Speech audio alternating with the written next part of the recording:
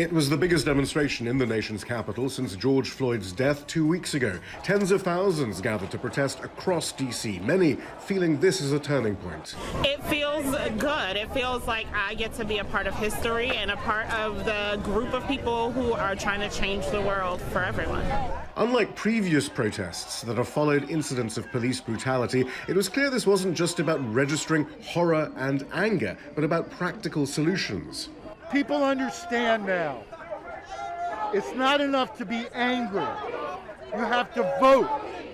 You have to translate that into action. But it seemed that November's election was also on Donald Trump's mind from his vantage point behind the new fencing around the White House. Several hours into Saturday's protest, he tweeted this: "Law and order." And his campaign sent out this message: liberal thugs are destroying our streets. Their strategy is to use the protests to mobilize Trump's core base in fear of the protests: evangelical Christians, the elderly, and suburban white women.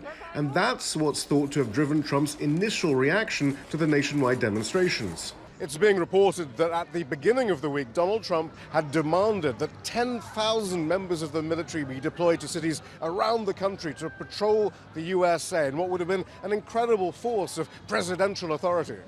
The Trump campaign strategy is clear then, but what about those demanding change?